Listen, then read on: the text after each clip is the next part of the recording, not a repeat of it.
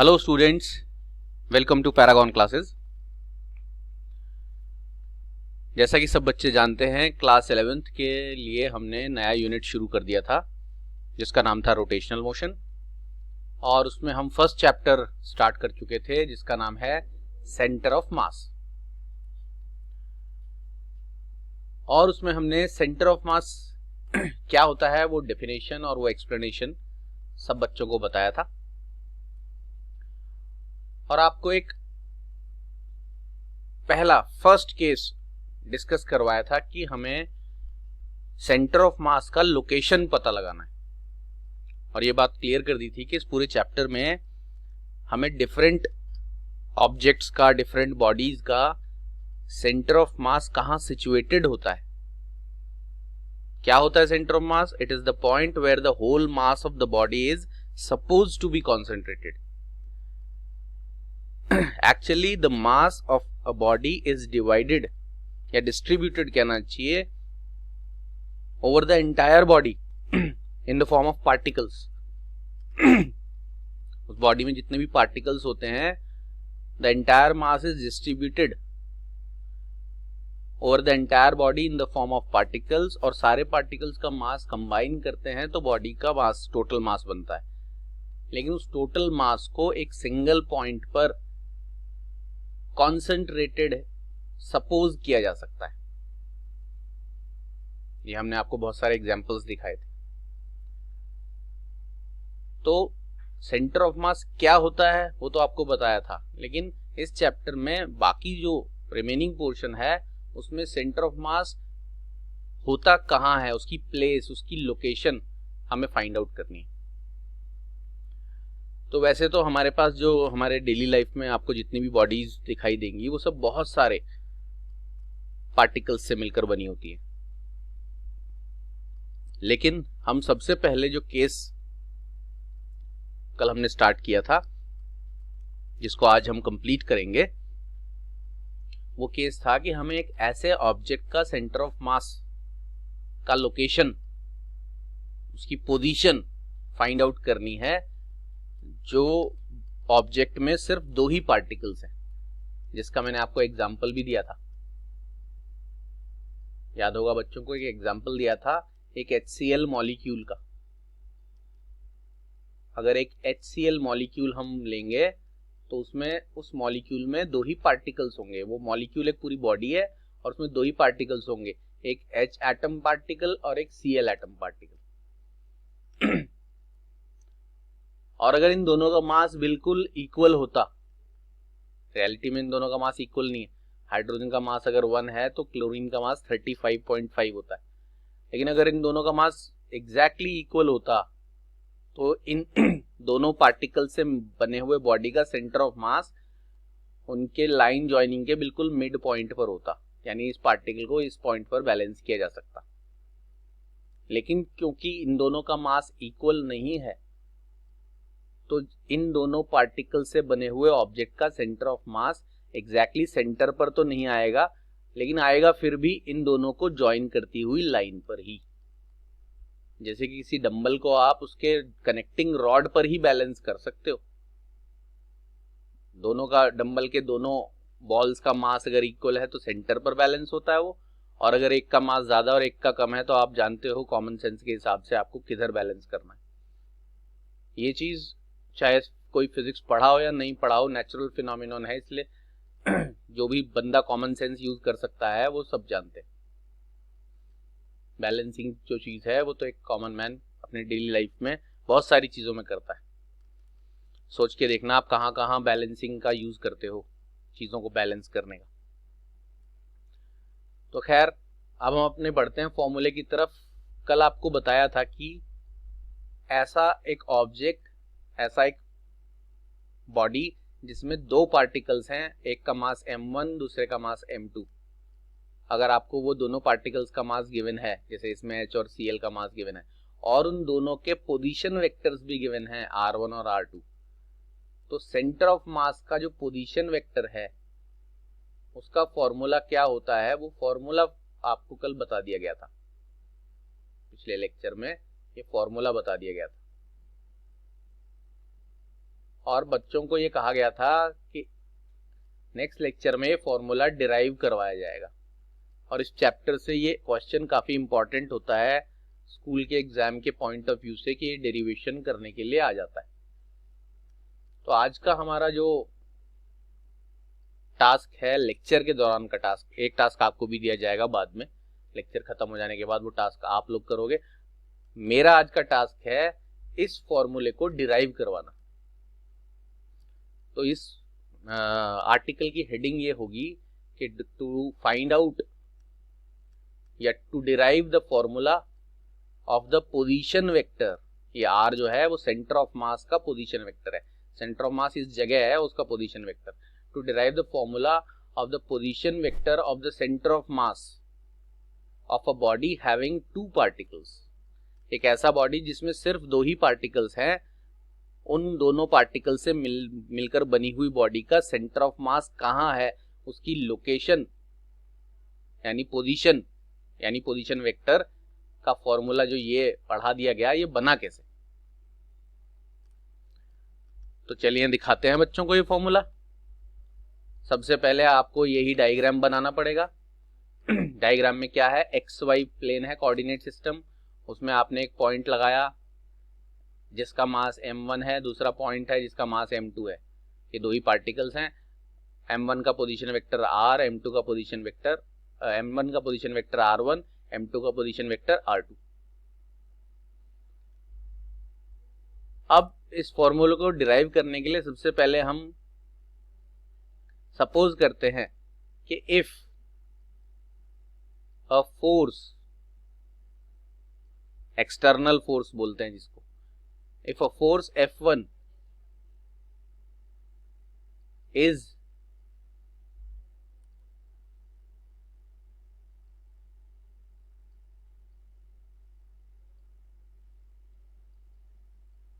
applied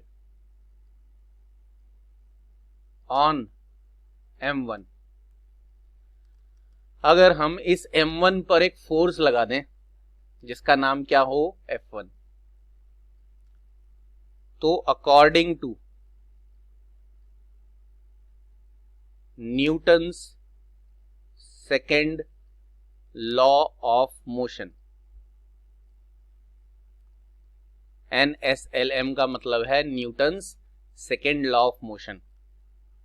Newton's second law of motion के मुताबिक F1 का वैल्यू होगा dP1 अपॉन dt,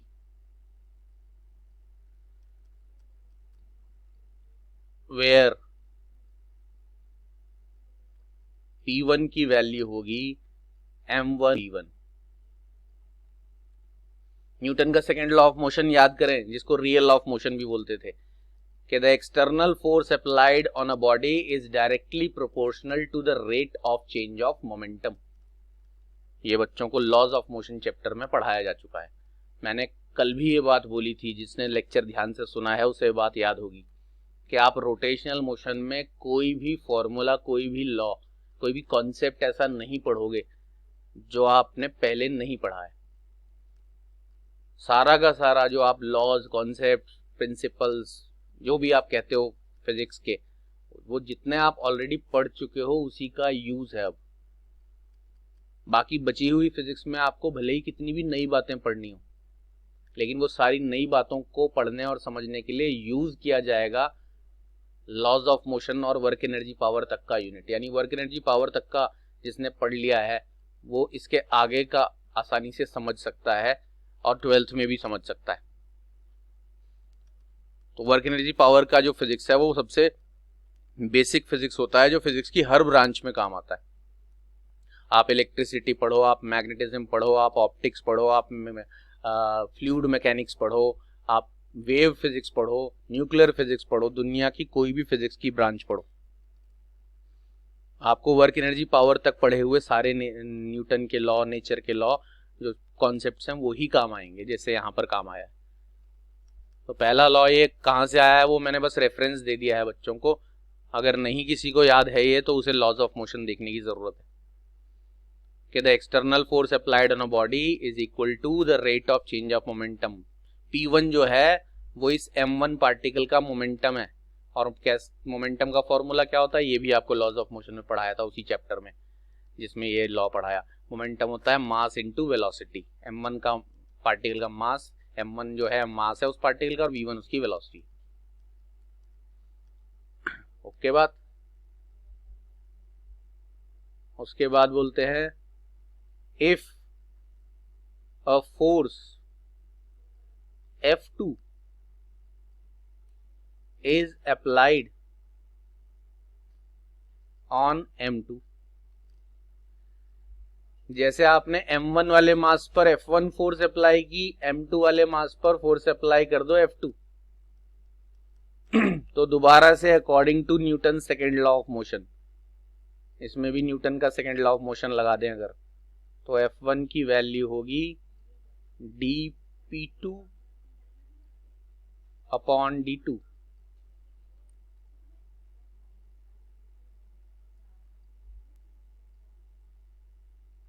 ठीक है जी।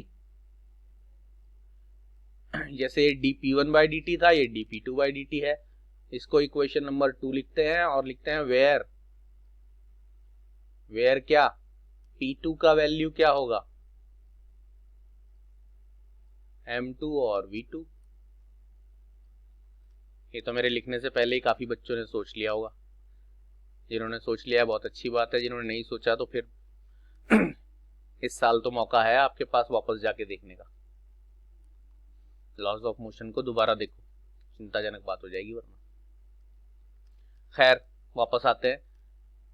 तो हमने क्या किया, सिंपल, कुछ नया बात नहीं है। हमने M1 पार्टिकल पर F1 फोर्स लगाई जिससे उसका मोमेंटम चेंज हुआ, और मोमेंटम ये है। और M2 वाले पार्टिकल पर F2 फोर्स लगाई जिससे उसका भी मोमेंटम चेंज हुआ, और ये उसका मोमेंटम होता है। Total force applied on the body.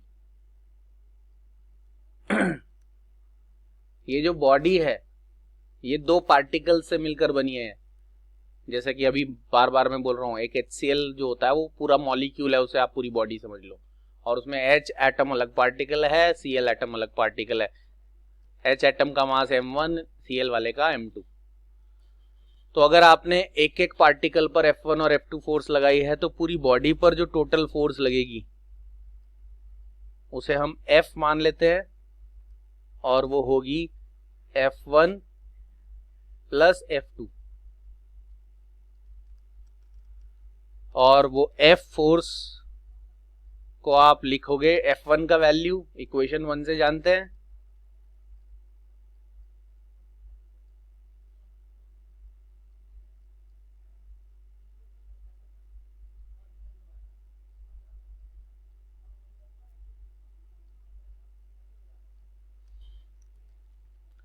अगर आप पूरे HCl मॉलिक्यूल यानी कुछ पूरी बॉडी पर फोर्स निकालना चाहते हो तो उसके हर पार्टिकल की फोर्स जो निकाली है उनको ऐड कर दो।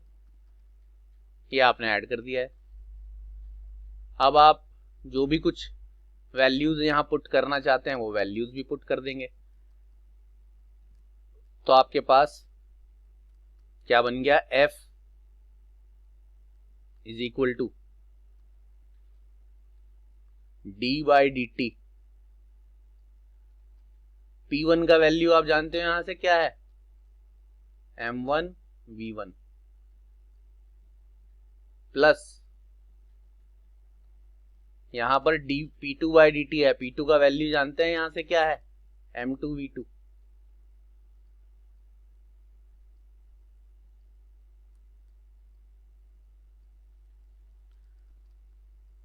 तो जरा स्टेप्स याद रख लें क्योंकि कुछ चीजें हमें यहां से रब करनी पड़ेंगी आगे। स्पेस ये बोर्ड जो है वो क्लियर कर देंगे तब आप दूसरा लिख पाएंगे। तो ये आपके सामने से हट जाएगा अभी फिलहाल के लिए, बाकी तो रिकॉर्डिंग है क्योंकि दोबारा से रिवाइंड करके देख सकते हो। लेकिन क्या क्या स्टेप्स हैं याद रहें। दो पार्टिकल से बनी हुई बॉडी के फर्स्ट पार्टिकल M1 पर F1 फोर्स लगाई थी जिससे उसका मोमेंटम चेंज हुआ था। ये जो मोमेंटम ये होता है F2 वाली फोर्स लगाई थी सेकेंड वाले M2 पार्टिकल पर, जिसके उसका भी मोमेंटम चेंज हुआ था, वो मोमेंटम ये होता है। अगर M1 M2 पर अलग अलग F1 F2 फोर्स लगाई तो पूरी बॉडी पर जो टोटल फोर्स है वो F1 प्लस F2 का वेक्टर सम होगी, यानी कंबाइंड फोर्स। और आपने F1 F2 के वैल्यू पुट करे, उसके बाद P1 P2 के भी वैल्यू पुट कर दिए। यहां तक सारे बच्चों को क्लियर हो गया। अब हमारा मेन फॉर्मूला इसी के आगे बढ़ेगा, ये पीछे वाले कॉन्सेप्ट की अब यहां पर फिलहाल जरूरत नहीं पड़ेगी, क्योंकि ये कैसे आया ये आपको अभी क्लियर कर दिया।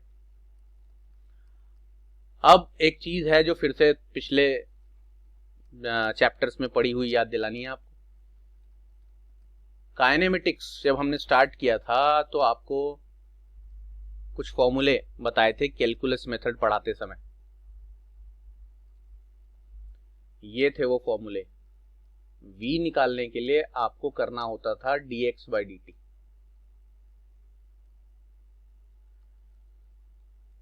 वेलोसिटी जो होता है इंस्टेंटेनियस वेलोसिटी, उसका फॉर्मूला dx/dt होता है, जिसमें x होता है डिस्प्लेसमेंट,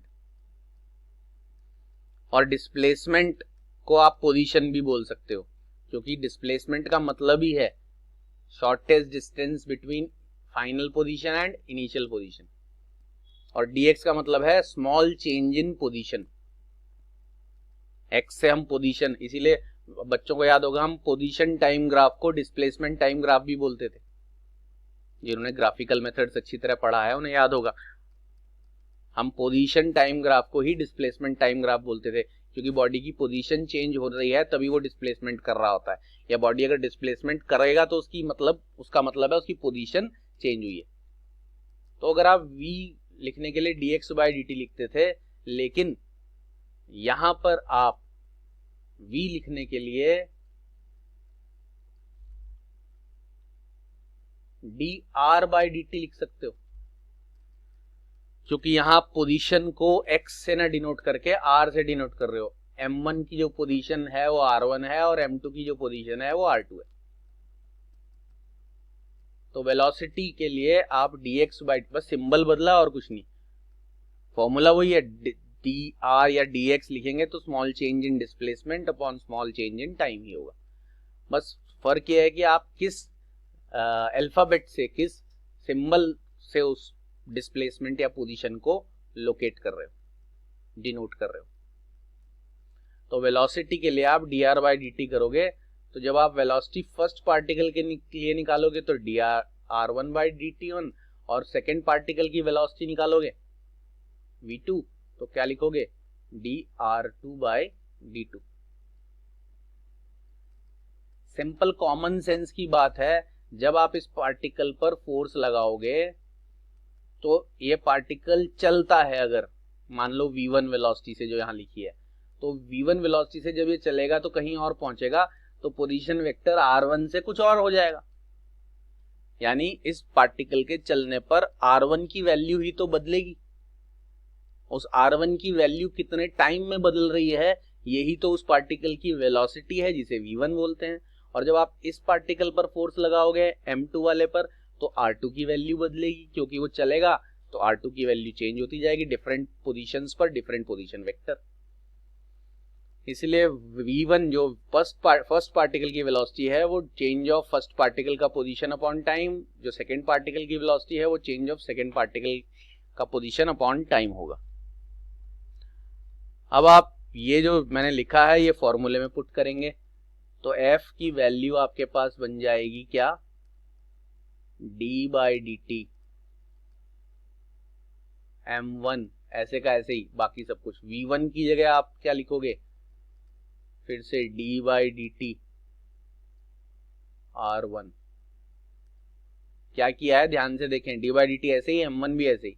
वेलोसिटी की जगह आप ये वाला फॉर्मूला पुट कर दोगे, velocity is the rate of change of position vector, और आगे भी ऐसा ही करेंगे, d/dt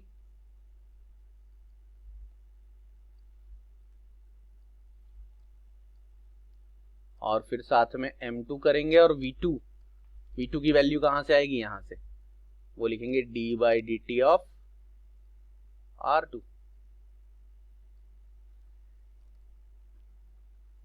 तो आपने F1 का वैल्यू निकाला था और F2 का वैल्यू निकाला था। टोटल फोर्स निकालने के लिए दोनों को ऐड किया, क्योंकि इस पार्टिकल पर अलग फोर्स और इस पार्टिकल पर अलग फोर्स लगाने पर पूरे बॉडी पर जो फोर्स लगेगी वो उन दोनों पार्टिकल्स की अलग अलग फोर्स का सम है। और ये capital F is the force acting on the complete body. दोनों को फोर्स को ऐड करने के बाद आपने पहले P1 का वैल्यू रखा और फिर V1 का वैल्यू रखा है। ये सब फॉर्मूले पहले से जानते हैं। अब मैं इस लेफ्ट हैंड साइड में जो चीज लिखा है उसको मैं रब कर रहा हूं, क्योंकि इसका काम फिनिश हो चुका है, इसलिए इन सब चीजों को हटा दिया जाए। आराम से, सावधानी से।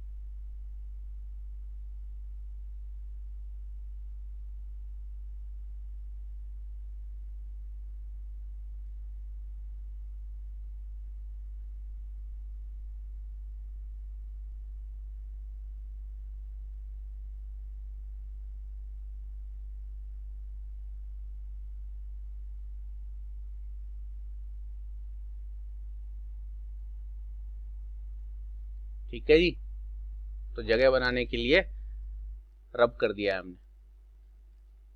अब नेक्स्ट स्टेप को जरा गौर से देखें। ये डी बाई डी टी और ये डी बाई डी टी, इनको आप आपस में मल्टीप्लाई करोगे। ये सब मल्टीप्लाई में आपस में, देख रहे हैं ध्यान से, डी बाई डी टी और ये डी बाई डी टी। तो आप क्या लिखोगे, इसको दिखाते हैं। F इज इक्वल टू,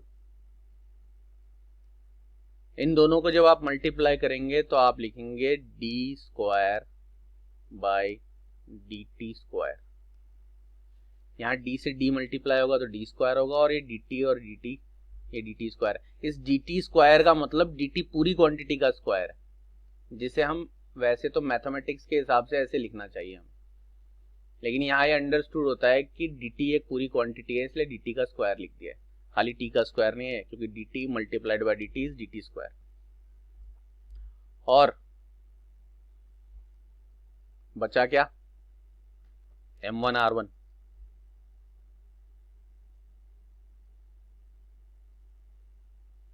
तो हमने डी का स्क्वायर और डी टी का स्क्वायर कर दिया, साथ में M1 R1 बचा है, प्लस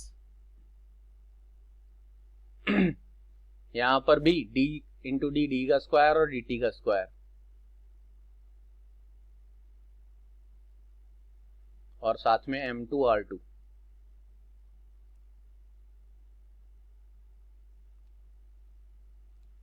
ओके है बात। अब आप मैथमेटिक्स के हिसाब से जानते हो, ये छोटी क्लास से ही सिखा दिया जाता है, 7th 8th से। D square upon D T square के साथ M1 R1 है, प्लस करके D square by D T square के साथ M2 R2। ऐसे पढ़ते भी ऐसी हैं, D square by D T square. तो ये सब बच्चे कर लेते हैं, ये मैथमेटिक्स ऐसा नहीं है कि 11th में नहीं मैथ्स लिया है तो दिक्कत आए। इसमें आपका ये एक्सक्यूज नहीं चलता कि मैथमेटिक्स की वजह से फिजिक्स समझने में दिक्कत आ रही है क्योंकि ये छोटा मोटा मैथमेटिक्स 10th क्लास तक सबको सिखाया गया कि D square by D T square और D square by D T square दोनों में से कॉमन ले लिया जाएगा। अब ये कॉमन लेने के बाद आपको एक काम करना है जो आप करते आए हो अब तक मैथ्स में कई बार, और वो काम क्या है कि जब आपके पास कोई इक्वेशन होती है तो उस इक्वेशन में आप दोनों साइड, लेफ्ट हैंड साइड भी राइट हैंड साइड भी, सेम नंबर से मल्टीप्लाई या सेम नंबर से divide, same number add subtract कर सकते हैं। ठीक उसी तरह अगर आपके पास कोई फ्रैक्शन होता है, let us suppose a upon b, तो आप उस फ्रैक्शन में सेम नंबर से ऊपर नीचे मल्टीप्लाई अगर कर दें, तो उसे ही नहीं किसी भी नंबर से सेम नंबर से ऊपर नीचे मल्टीप्लाई कर दें तो फ्रैक्शन सेम ही रहता है, क्योंकि वो कैंसिल हो जाके फिर वापस वैसा ही आ जाता है। तो you can multiply a fraction by same number, numerator और डिनोमिनेटर दोनों। यहां पर हम अपने फायदे के लिए, क्योंकि आपको उसी नंबर से मल्टीप्लाई करना है जिसको करने से कुछ फायदा हो रहा है, ऐसे किसी भी से रैंडम नहीं करना, फर्क कुछ नहीं पड़ेगा, लेकिन हम ऐसा करते हैं।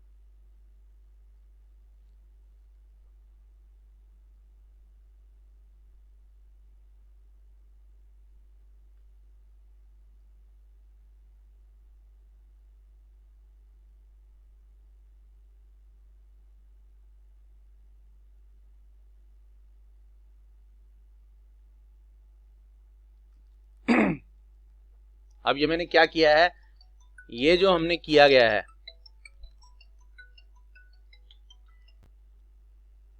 तो गौर करने वाली बात यह है कि हमने m1 प्लस m2 और यहां पर m1 प्लस m2 लिखा है। ये m1 प्लस m2 न्यूमरेटर के साथ मल्टीप्लाई हुआ है, ये पूरा ऊपर जितना भी है सारा, ठीक है जी। m1 प्लस m2 ये जो न्यूमरेटर देख रहे हैं डी स्क्वायर और m1 r1 प्लस ये पूरे के साथ मल्टीप्लाई हुआ है, और m1 प्लस m2 ही डिनोमिनेटर के साथ मल्टीप्लाई हुआ है।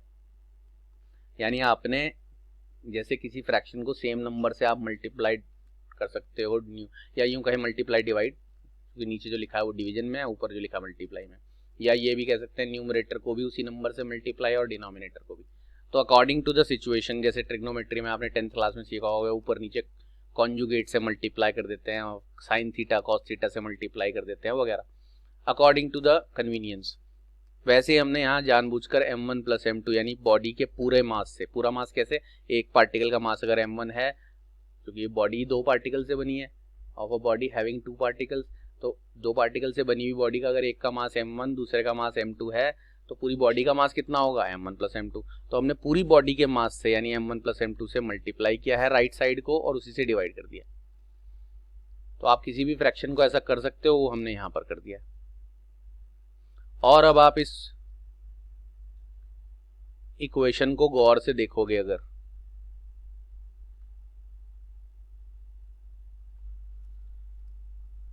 तो इक्वेशन को गौर से देखने पर आप, मैं जो इन सर्किल अब करने वाला हूं रेड कलर से, पहले मैंने पूरा इक्वेशन को बॉक्स में बंद किया और अब सिर्फ रेड कलर के अंदर की क्वांटिटी को देखो।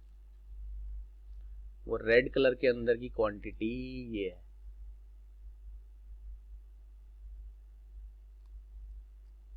देख रहे हैं बिल्कुल, m1 r1 plus m2 r2 upon m1 plus m2। तो आपको तो वैसे जब आप एग्जाम में लिखोगे, बुक में कहीं पढ़ोगे, है ना, और एक्सप्लेनेशन इस चीज का देना नहीं है, बस आपको लिखना है वेयर, वेयर क्या लिखना है, m1 r1 plus m2 r2 divided by m1 plus m2। यानी ये जो क्वांटिटी है ये ही r है, और r क्या है, position vector of the centre of मास, यानी सेंटर ऑफ मास कहां लोकेटेड है उसकी पोजीशन।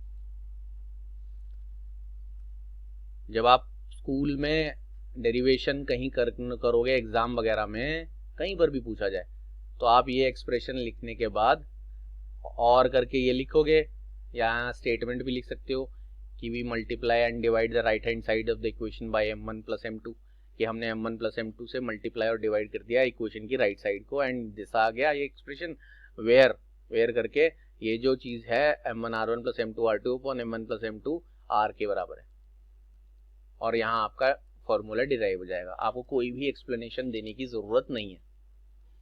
लेकिन इस पूरे एक्सप्रेशन में से, वो तो मैंने पहले बच्चों को बता दिया कि आर ये होता है, लेकिन इस पूरे एक्सप्रेशन में से इस रेड कलर के बॉक्स में बंद क्वांटिटी को आर माना क्यों गया, वाई,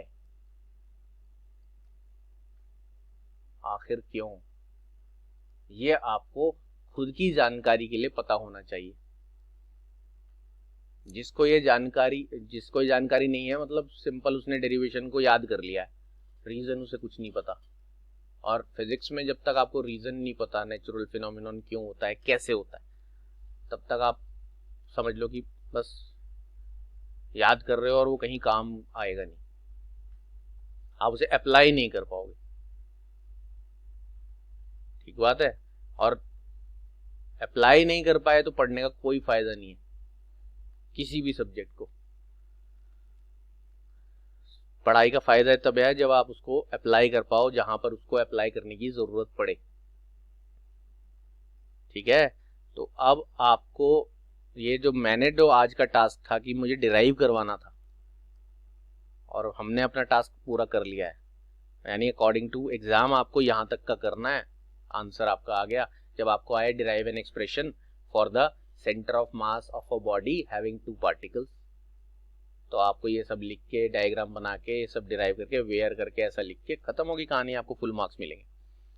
बट आपका टास्क ये है कि क्यों इस चीज को सेंटर ऑफ मास का पोजीशन वेक्टर माना गया, ये आपको एक बार सोचना है, ट्राई करना है, लॉजिक या कॉमन सेंस लगाना है। यही आपका टास्क है। अगले लेक्चर से पहले इसका जवाब देने की कोशिश करनी है। कोई बात नहीं है, नहीं हो पाएगा अगर, या नहीं आइडिया आया, नहीं जली बत्ती दिमाग वाली, ये यहां बनी है देखो पैरागॉन के लोगों पर, ठीक है, 3 कलर्स हैं, RGB बोलते हैं जिसको, रेड ग्रीन ब्लू, और साथ में दिमाग की बत्ती जली है। अगर नहीं जल पाएगी कोई बात नहीं, हम जला देंगे। ये बल्ब इसीलिए बनाया गया है कि जिसकी बत्ती अपने आप जल जाए तो अच्छी बात है, नहीं तो हम जला देते हैं। मैं रीजन बताऊंगा ऐसा क्यों है, लेकिन अभी के लिए थोड़ा सा आसान करने के लिए मैं बच्चों को 2 हिंट दे रहा हूं, क्लूज। पहला हिंट,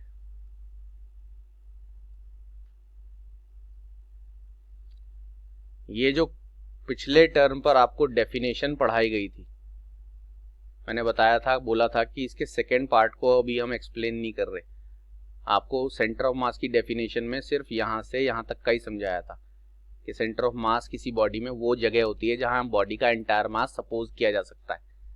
अगली लाइन मैंने नहीं समझाई थी, इस अगली लाइन को मैं समझाऊंगा, मैंने बोला है, लेकिन आप पहले इस अगली लाइन को ध्यान से पढ़ें। और अगर इस अगली लाइन को ध्यान से पढ़ने पर आपको इसका सही मतलब समझ में आया, क्योंकि सब अपने अपने हिसाब से भी मतलब निकाल लेते हैं कई बार, लेकिन अगर आपको सही मतलब समझ आया तो आपको जो आज का टास्क है उसका रीजन पता चल जाएगा। दूसरा हिंट है, नोट्स में भी है, ये साइड में कहीं छोटा मोटा इसके बारे में क्लू है, तो नोट्स को भी अगर आप ध्यान से पढ़ोगे, देखोगे, स्टडी करोगे, उसको उसके ऊपर वो करोगे जरा कॉन्सेंट्रेट, तो आपको उससे आइडिया मिल सकता है, मिल जाएगा, अच्छी बात है। सबको नहीं भी मिल पाता है, कोई बात नहीं है। ये टास्क सिर्फ आपको दिमाग इस्तेमाल करने के लिए दिए जाते हैं, ना कि सही आंसर निकालने के लिए। दिमाग इस्तेमाल करोगे तो दिमाग बढ़ेगा। माइंड ये एक ऐसी चीज है, जितना खर्च करते हैं उतना बढ़ता है, उतना शार्प होता है। सब चीज को बिना माइंड यूज करे आंसर कोई बताता रहेगा तो दिमाग मोटा और ठप हो जाएगा। फिर जब उसका इस्तेमाल करने की कोशिश करोगे मना कर देगा वो, मेरे बस की नहीं है भाई। तो खैर, अब आपको करना क्या है, ध्यान रखें, मैं दिखाता हूं। आपको ये करना है कि इस एक्सप्रेशन को, फोर्स इज इक्वल टू, ये पूरे एक्सप्रेशन में से इस एक्सप्रेशन को, इस पोर्शन को आर क्यों कहा गया, या इस पोर्शन को पोजीशन वेक्टर क्यों कहा गया, उस बॉडी का जिसमें 2 पार्टिकल है। Position vector of the centre of मास क्यों कहा गया जिसमें 2 पार्टिकल है, ठीक है। ये वाई का आंसर आपको देना है, ऐसा क्यों कहा गया, और उसका आंसर देने के लिए 2 हिंट दिए मैंने। पहला हिंट क्या है, उस डेफिनेशन, फिर से दिखाऊं, इस डेफिनेशन के सेकेंड वाले पार्ट में E1 से शुरू होता है, यहां से में छिपा है इसका आंसर, क्यों ऐसा है, और नोट्स में भी छिपा है। तो जब आप ये कर लोगे तब आपका ये चैप्टर भी ऑलमोस्ट पूरा कंप्लीट ही हो जाएगा। फिर हम इसके आपको क्वेश्चंस वगैरह भेज देंगे और नेक्स्ट पार्ट यानी नेक्स्ट चैप्टर शुरू करवा देंगे। इस चैप्टर में कुछ खास बातें ज़्यादा है नहीं, बस इतना सही है। 1-2 छोटे मोटे चीज़ें हैं, वो जब नेक्स्ट में इसका एक्सप्लेनेशन और थोड़ी सी और थ्योरी, कुछ डायग्राम्स, कुछ नए पिक्चर्स आपको दिखाएंगे, एक पूरा जनरल नॉलेज टाइप का ओवरव्यू देंगे, तब आपको इसका जवाब भी दे देंगे। उससे पहले जो बच्चे सही जवाब देते हैं तो बहुत अच्छी बात है। तो आपका डेरिवेशन या थ्योरी या एग्जाम के लिखने के हिसाब से ये चीज़ कंप्लीट हो गई, ये आर्टिकल कंप्लीट है। नेक्स्ट लेक्चर में हम पहले इस रीजन का, ये जो पूछा गया है इसका आंसर एक्सप्लेन करेंगे, अगर आप नहीं दे पाओगे तो, और फिर नया पोर्शन शुरू करेंगे। तो आज की क्लास यहीं पर वाइंड अप करते हैं। अब मुलाकात होगी बच्चों से अगली क्लास में, थोड़ा सा ट्राई करें। तो अगली क्लास तक के लिए goodbye and take care.